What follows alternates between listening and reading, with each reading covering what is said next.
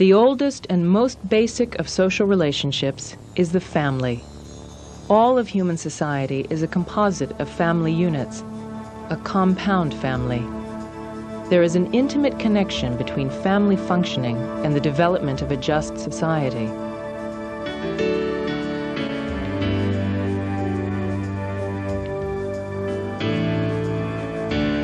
When cooperation, equality, justice, and freedom from prejudice are fostered in the home, the foundations of our wider community are strengthened, and the seeds of world peace are sown. The concept of family, what they are and what they do, has evolved radically since our grandparents' era. The American family then was composed of 2 adults in permanent union that produced 3 to 5 children. All other kinds of family were the exception.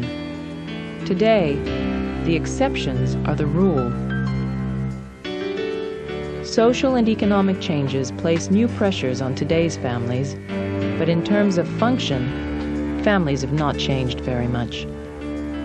The vision of family upheld by members of the Baha'i faith rests on the principle of the oneness of humankind, that all members of the human family are created by the same loving God and have the same basic spiritual capacities.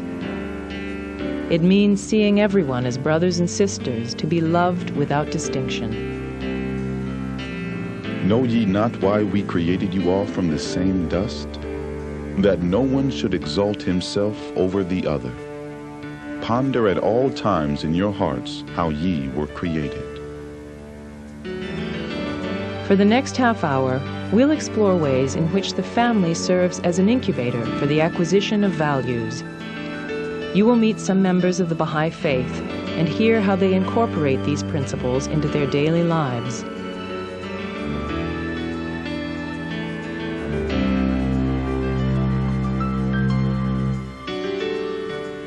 For Renee and Eugene Dixon, shaping their children's attitudes and behaviors around positive values is a conscious and daily effort.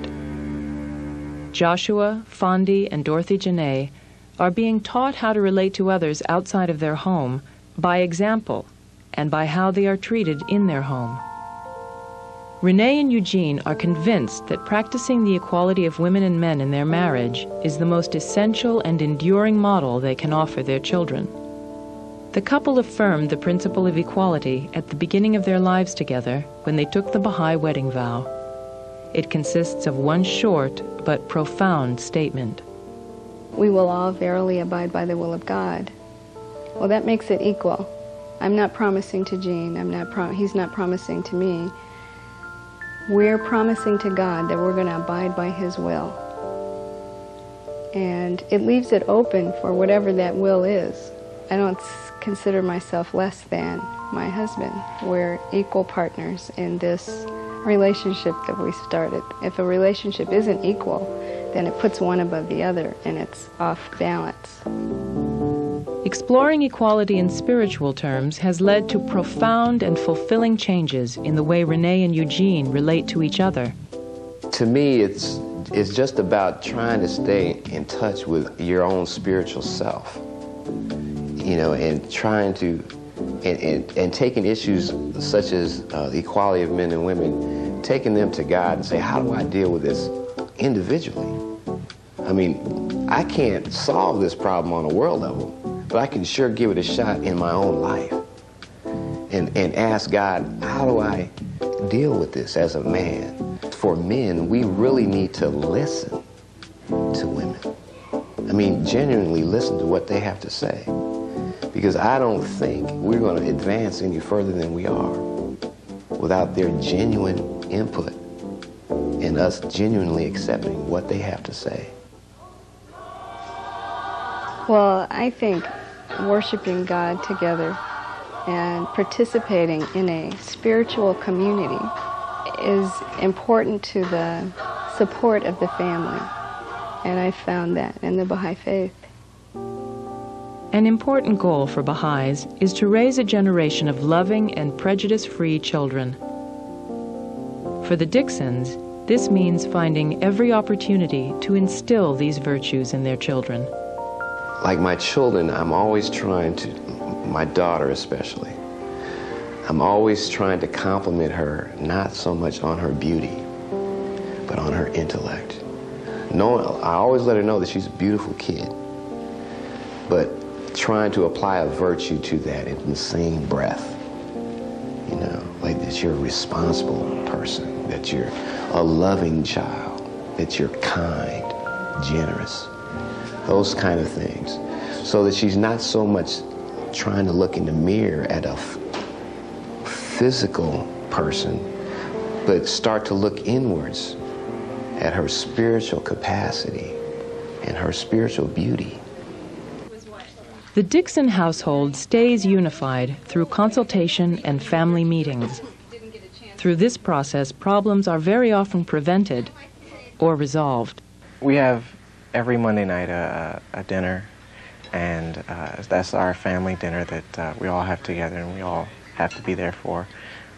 And usually after dinner, my mother pulls out this box of little cards and labels, and on each label is a virtue. Reliability. You got it again. And so we all pick a virtue, and then we read what that virtue means. I gotta tell you, man, we come to that table hemming and hawing, man. We're all going, okay, what kind of virtue we're gonna have to work on this week? The following week is occupied by demonstrating that virtue. And then, at the next Monday night dinner, we get to sit around the table and have a conversation, and then after dinner's done and we've cleaned up, and we sit around the table and we talk about, you know, the virtue we picked the week before and how we did with it. Dorothy's favorite virtue is love. Because around my house, everybody shows love, and it's good to show love to your friends and family. The family is a unique and special kind of community, one that educates and serves. A learning laboratory where individuals develop attitudes and habits they will ultimately express in the world at large. For the Dixons, equality is a virtue that unites and enriches the family. There is a powerful sense of transformation and renewal alive in America today. Families and individuals are uniting together, bridging race and religion, rising above the forces of separation and conflict.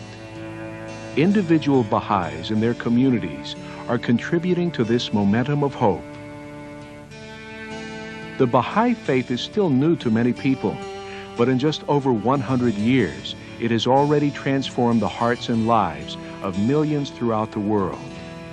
Baha'is are a true cross-section of humanity. Men and women of various religious, ethnic, social, and economic backgrounds, striving to bring about universal peace and equality. Commitment and strength derives from faith in God. Spirituality is nurtured through the study of God's Word, worship, and prayer. Prayer is one of the foundations of Baha'i life. O God, refresh and gladden my spirit. Purify my heart, illumine my powers. I lay all my affairs in thy hand. Thou art my guide and my refuge. I will no longer be sorrowful and grieved. I will be a happy and joyful being. O God, I will no longer be full of anxiety, nor will I let trouble harass me. I will not dwell on the unpleasant things of life. O God, thou art more friend to me than I am to myself. I dedicate myself to thee, O Lord. The teachings of the world's religions have enabled humankind to achieve spiritual and social progress. These universal truths are both a source of individual transformation and social development. Consort with all the peoples, kindreds, and religions of the world with the utmost truthfulness, kindliness, goodwill, and friendliness, that ignorance, hate, and rancor may vanish from the world and may give way to the light of unity. If you would like to know more about the Baha'i Faith, please call 1-800-22-UNITE. or visit our website at www.us.baha'i.org. You can request a free copy of Two Wings of a Bird, the Baha'i Statement on the Equality of Women and Men, and the Baha'is magazine. Check your local listings for activities in your area. There is no obligation and no contributions will be accepted. If the family is to be the true incubator of a generation of peace and equity, then passing on those qualities from parent to child is one of the fundamental goals of parenthood. The Millers have worked hard to empower their children with the capacities to make choices based on positive values and to believe that they can accomplish all that they set out to do. I have memories of sitting around the dinner table and my father kind of going around to all of the children and asking our views on different subjects of the world. I'll never forget when Layli went to the Soviet Union for 6 weeks, and it was a program called Partners for Peace. And I remember when I went and picked her up at the airport, and I remember the moment we walked back into our house, she just kind of looked around and said, "Dad, you don't know how lucky we are." And I said, "Yes." It was worth it.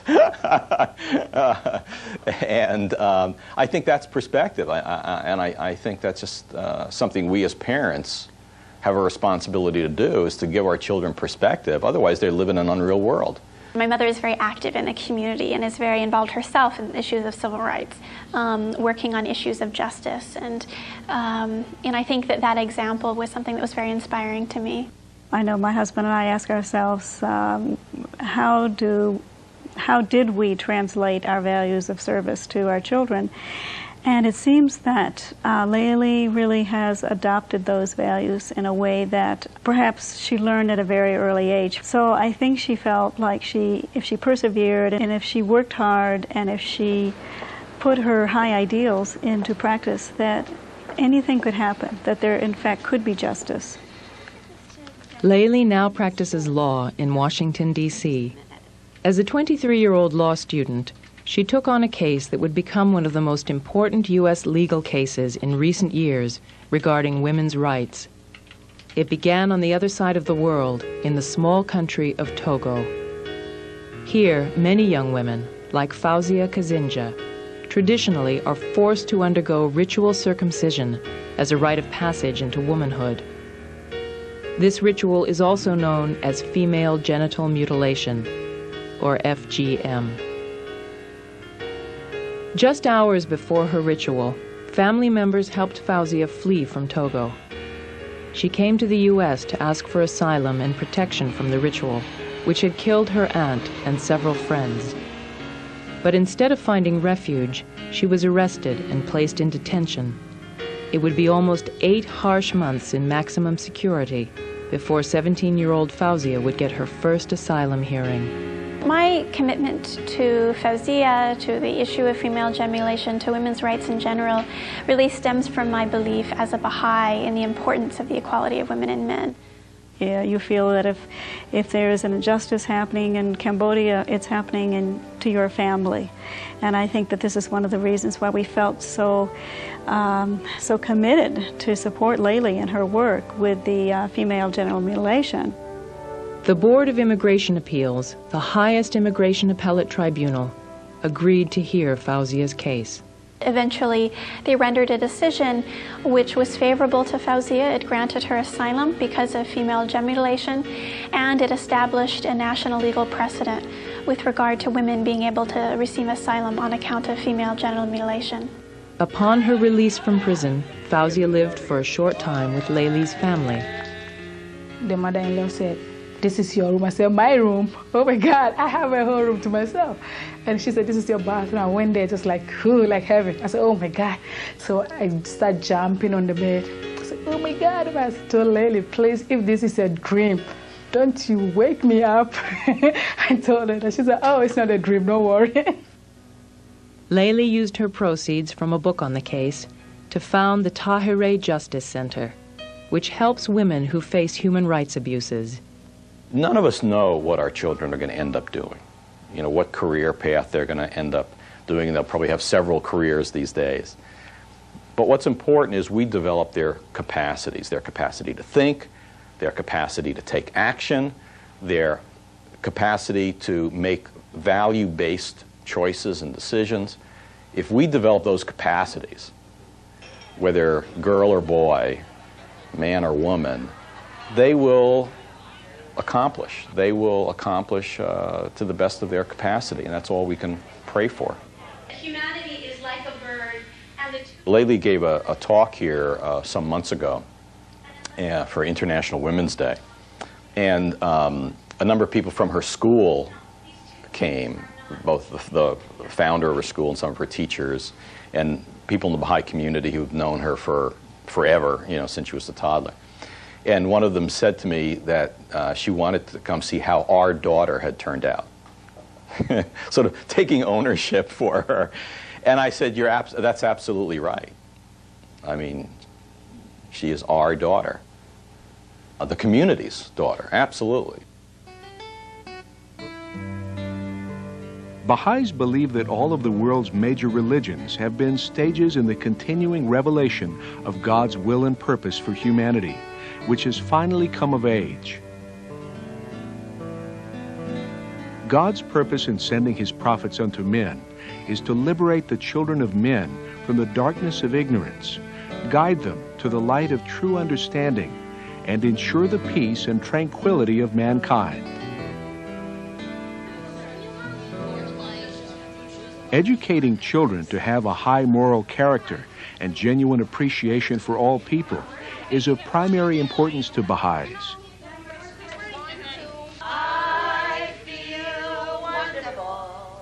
Baha'i community life is characterized by a spirit of joy, reconciliation, and social action.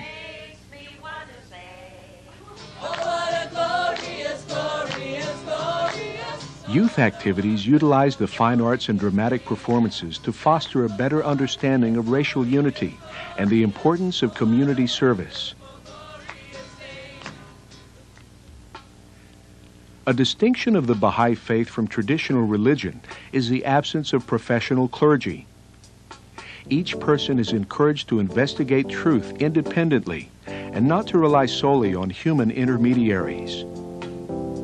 The administrative affairs of a Baha'i community are conducted by a body of 9 members called the Spiritual Assembly. They are elected annually by community members 21 years or older. Spiritual Assembly members are primarily responsible for community activities, but do not regulate the process of individual belief and worship. The nature of the Assembly is that of service to the community in a loving and non-authoritarian manner. Baha'is gather regularly for worship, reflection on the Holy Scriptures, and prayer. Beyond devotional gatherings, worship consists of an attitude toward God reflected in life.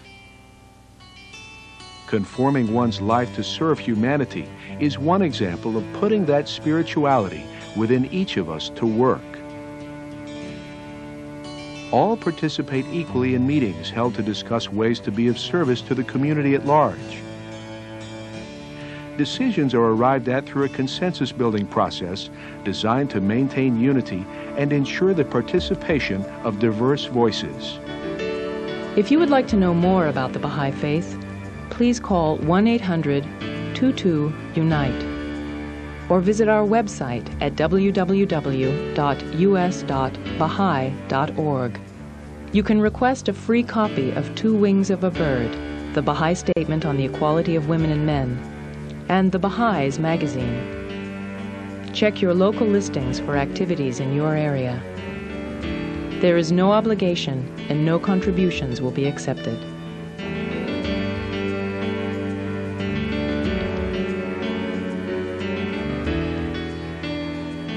In Buffalo, New York, one family has created a refuge for neighborhood children and youth trying to escape the violence and pain of inner-city life. For the past 10 years, Dina and Ray Chazinski have sacrificed enormous amounts of resources and time to provide a fun, safe, and loving environment that's as good for the body as it is for the soul. Central to their efforts are classes, where youth develop the tools to attack the day-to-day problems they're confronted with. Helpfulness. Is your mom home? Yeah. Okay, can I talk to her? The Chazinskis live in a community that suffers the devastating effects of poverty, racial polarity, and broken families. Years ago, the Chazinskis considered moving, but at the time, it was impossible. I said, we're not moving out of the neighborhood.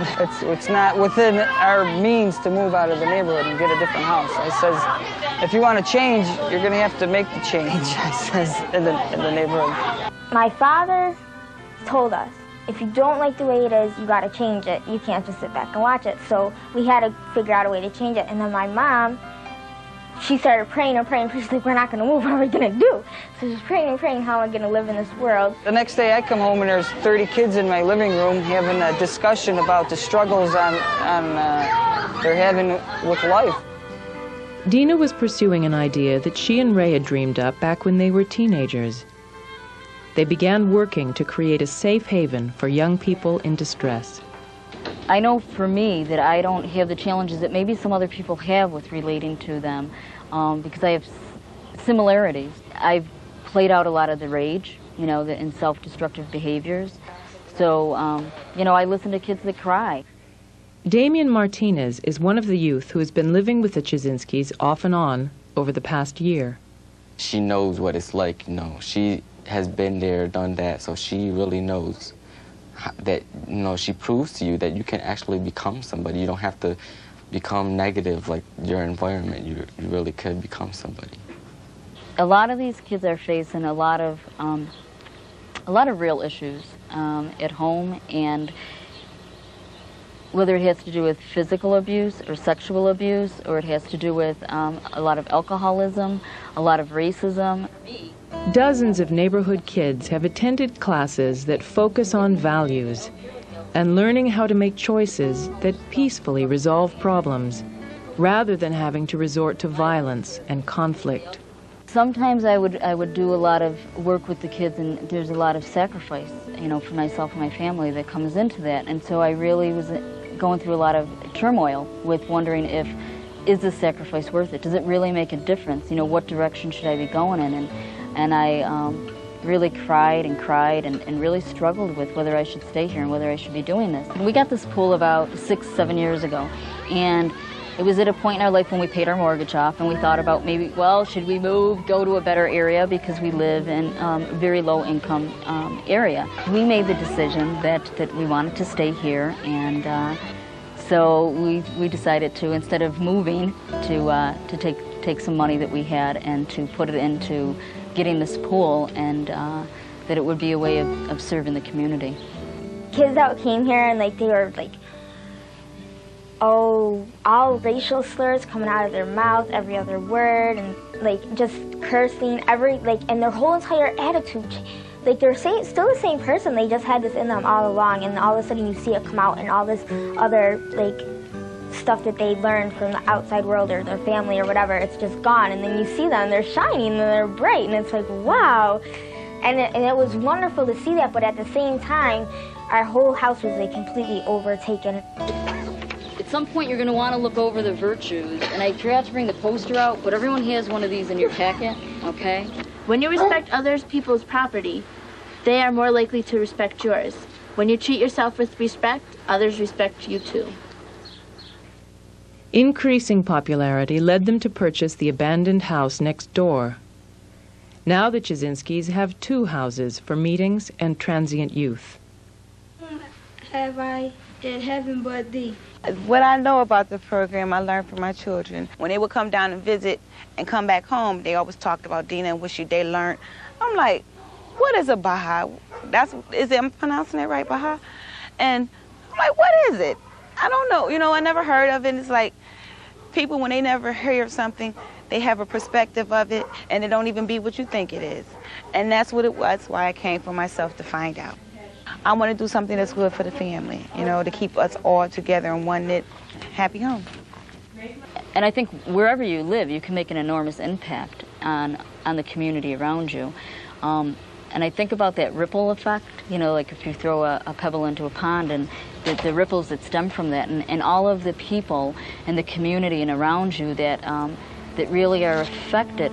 The Chizinskis have taken the family concept and broadened it to include the entire neighborhood. All the children of this neighborhood are Dina and Ray's children, regardless of their background. They have also provided an example of what a family is and what a family can do, and how people through personal initiative and through the initiative of the entire family can make a difference in an entire community. Every day, Baha'is, in cooperation with people of all backgrounds and experiences, are using the principles of peace and equality to end conflict and injustice. They are building a community founded on the recognition of the oneness of humankind. Baha'u'llah, the prophet and founder, revealed the teachings that laid the foundation of the Baha'i faith over 150 years ago. He was persecuted for proclaiming that the founders of the world's enduring religions and their teachings are in essence the same. Baha'u'llah's writings amplify the spirit at the heart of each religion. He expresses them in ways which relate to all humankind in this age, moving people away from all forms of superstition and intolerance.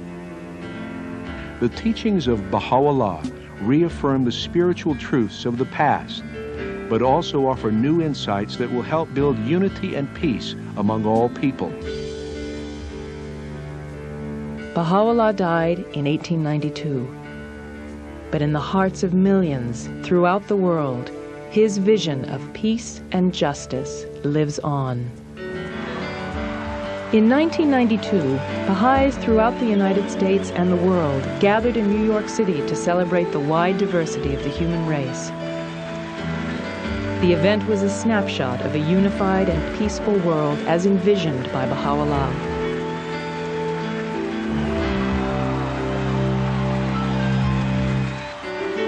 The transformation of society and its relationships begins with our ability to transform ourselves, our families, and our communities. The spiritual brotherhood which is enkindled and established through the breaths of the Holy Spirit unites nations and removes the causes of warfare and strife. It transforms mankind into one great family and ensures the universal peace.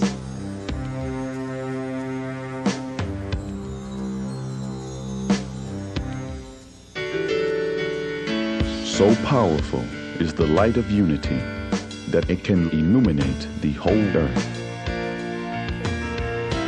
If you would like to know more about the Baha'i Faith, please call 1-800-22-UNITE or visit our website at www.us.baha'i.org.